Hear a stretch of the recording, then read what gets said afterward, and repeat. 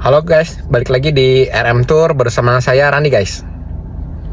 Oke, hari ini saya mau bahas mengenai topik yang cukup lumayan sering ditanya ya oleh para peserta ya guys ya.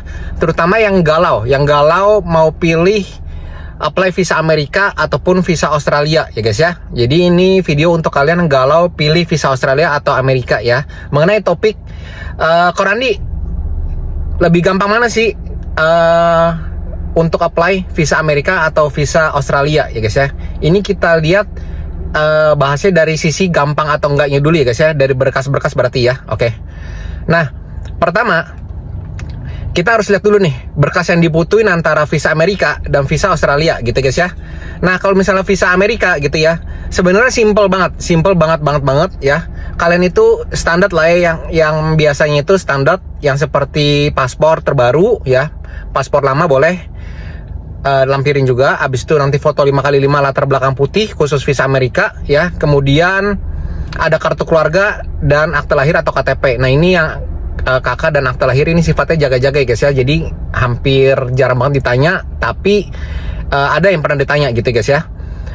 Nah, abis itu rekening koran dan surat keterangan kerja ataupun surat keterangan usaha itu adalah sifatnya optional ya. Pada saat apply visa Amerika ini sifatnya optional. 2 dari 10 orang ditanya ya. Jadi kalian jaga-jaga aja guys ya.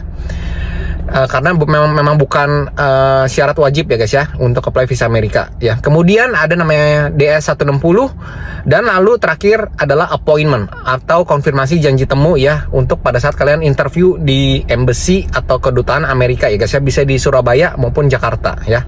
Hasil keputusannya itu nanti langsung di tempat pada saat interview di embassy ya guys ya kalau visa Amerika ya.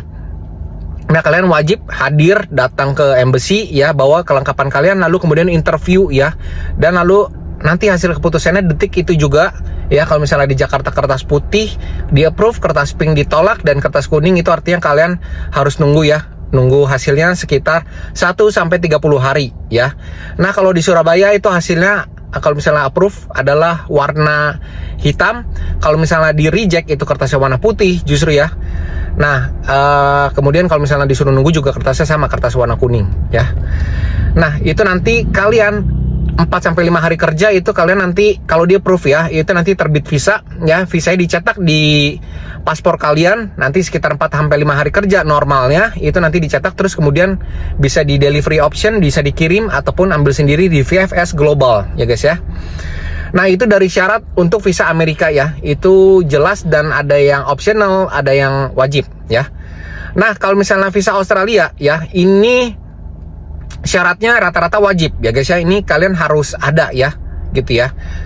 Cuma bedanya itu keunggulannya itu visa Australia ini tanpa interview di embassy ya guys ya. Jadi kalian keputusannya nanti semua by email dari embassy, nanti kirim email ke kalian. Hasilnya itu berupa visa ya. Kalau misalnya approve itu nanti berupa visa, selamat visa Anda telah di granted.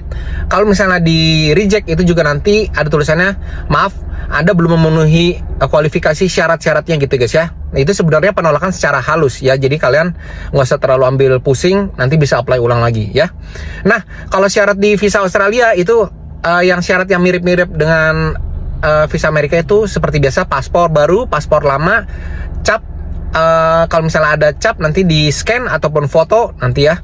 Terus, nah ini kalau visa Aussie tanpa foto ya. Jadi kalian harus ingat kalau visa Aussie sekarang tanpa foto ya. Jadi nggak perlu foto.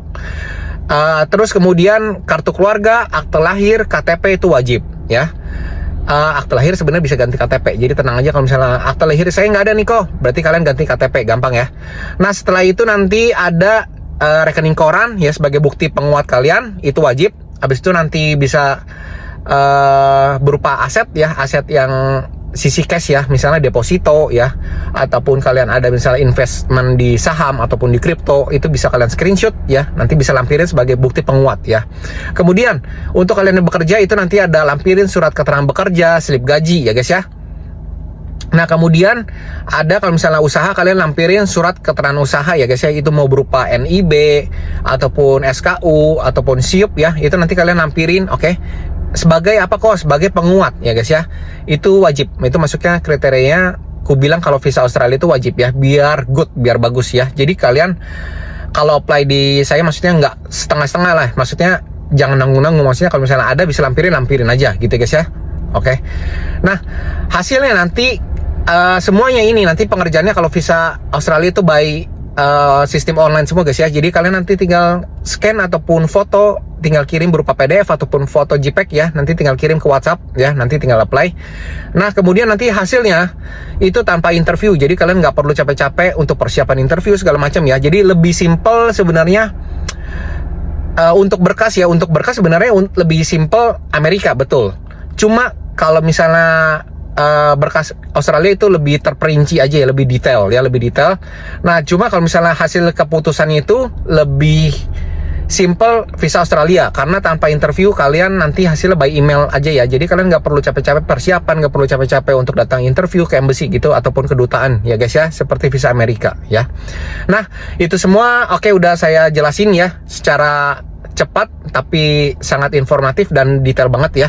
Jadi itu kalian bisa pertimbangin lah ya, mau apply visa Amerika ataupun Australia dengan kelebihan maupun kekurangan masing-masing ya guys ya. Oke, sekian dulu video saya kali ini. See you on the next video. Dadah guys.